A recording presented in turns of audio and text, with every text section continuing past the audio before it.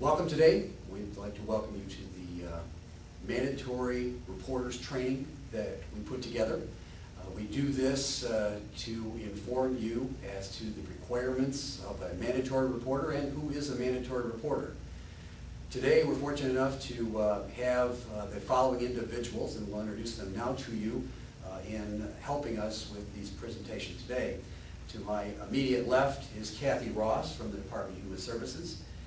Ms. Ross will talk to you today about what the Department of Human Services does when they receive a referral, the various levels or classifications of referrals that are made, and then what the Department of Human Services does in investigating those referrals that are made. Next to Kathy Ross is Detective Richard Kaler, who works with the Huron County Sheriff's Department, been in law enforcement for almost 30 years. And he will talk to you about the procedures and what an investigation entails, what they do once they receive the information, and once they complete their investigation, where it goes from there. I'll talk briefly about the court system as it relates to the filing of abuse and neglect petitions and possibly criminal charges given circumstances. And with that, then they'll segue right into Mrs. Taylor talking about the court system and what the court can provide to these families. We do this for two reasons to do this presentation for you. First off, to provide you that information so that we impress upon you to be a reporter when you're a mandatory reporter, what you have to do. But secondly, we want to also put faces to the names you may hear out there so that if you have questions in the future, you can contact us. So we do that. We'd like to thank the Huron County Child Abuse and Neglect Council once again for allowing us this forum to bring this information for you today. Thank you.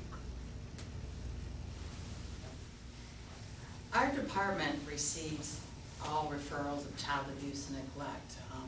As mandated reporters, you are obligated to call our department immediately when you suspect abuse or neglect. And within 72 hours, you are to complete 3200 and have that sent to our office. Now, the law says you just have to suspect abuse and neglect. You don't have to know.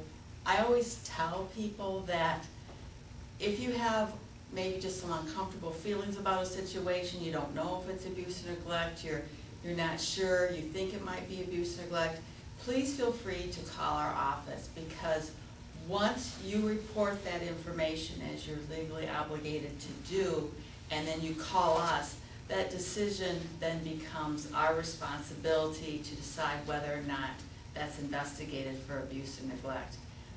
And that's another point we'd like to make, is that all referrals that come in, it doesn't mean that they're all investigated immediately by the department. When I receive a referral, it has to meet 4 different criteria in order to be accepted for investigation.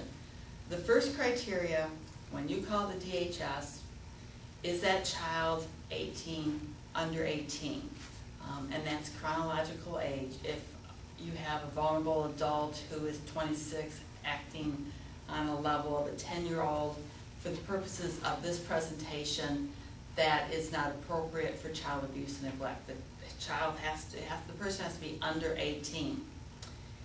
And then for the department to investigate the person who's caused the abuse and neglect, the perpetrator would have to be someone who's responsible for the care of that child, such as a parent, a step-parent, an adult living in the home over 18 years of age.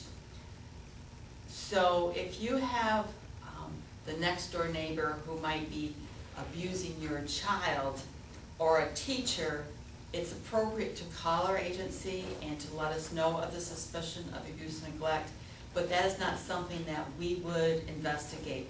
We would contact law enforcement, and that would be legally their responsibility to investigate. But please feel free to call our office with all those referrals. We will make sure that they go to the appropriate place if it's not something we would investigate. So in addition to being under 18, has to be the responsibility of a caretaker, and sometimes that definition can get a little tricky from the standpoint If grandpa lives in the home and he is sexually abusing the child, grandpa lives in the home, so he's a caretaker. If grandpa lives down the street, he's not considered a caretaker responsible for that child, and we would refer it to law enforcement. And sometimes people say, well, teachers, they're responsible for the child during the day. Yes, but they're not responsible to make sure that child is fed, that child is clothed, that child gets medical attention. That's what a caretaker is responsible for.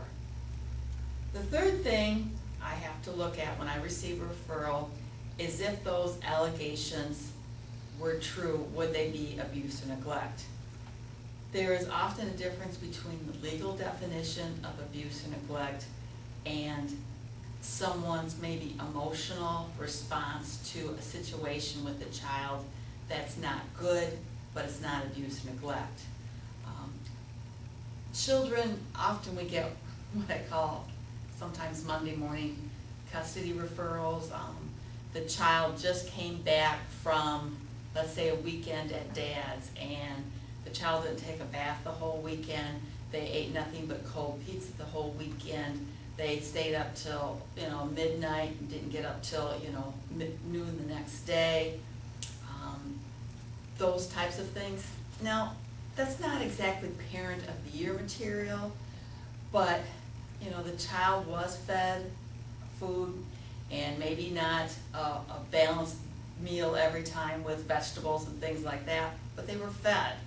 They had appropriate clothing on. Children, I'm sure little boys don't complain if they don't get a bath for the whole weekend.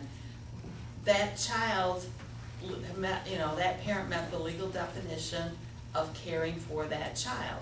It may not have been that child's mother's definition, but there is a big difference between often too what I call bad parenting and neglectful and abusive parenting. We all see situations that, we feel bad for the kids because the parents, they're not being good to the kids, and we can see that. We see it, we see it at Walmart, we see it at family functions, community events. But there is a difference between bad parenting and legally abusing and neglecting your child. So, in addition to under 18 abuse or neglect alleged by a caretaker of the child, and if those allegations were true, they would meet the legal definitions of abuse and neglect. There's a fourth category of accidental, non-accidental. Children often get hurt. They can be playing in the laundry room, the mother opens the laundry room door, and the child's leg gets caught and breaks. That's accidental. I mean, the parents caused a physical injury to the child, but that was purely accidental. But there's a line too, because if you accidentally, while you're spanking a child, leave bruises, the law says that's abuse. If you bruise a child, leave welts, contusions, that's abuse, even if you didn't mean to do it. So that's an important distinction. And also, as part of that, even though the parent or the caretaker may not have directly caused the abuse or neglect themselves, but if they were aware of it, let's say they knew that their child was being sexually abused by a partner and they did not protect that child, the law says they are guilty of abuse or neglect themselves because of their failure to protect that child. Now, in our county, we probably get, let's say on an average 3-month period, about 100 referrals of abuse and neglect that come into our office. You would call into our office, protective service worker generally would take the information, and the more information you have, the better. Names, ages, dates of birth, all that type of thing. And our protective service workers are trained in what's called forensic interviewing. It's a non-leading type of interview. They would take time to establish a rapport with the child to see if the child could tell the difference between truth and a lie. Like they could say, if I were to say this was a red jacket, would that be true or a lie? And get a commitment from them to tell the truth and to ask open-ended narrative questions, not leading questions. And that's one thing we always like to emphasize, is that be a good listener for children, be a good observer, take notes, document. Don't interview the child, you know, what happened, where, what. It's very important that we have a trained PS worker do that. So try and be a good listener, a good observer. If the child wants to tell you how that bruise happened, listen, but, you know, try not to interview the child. That's real important.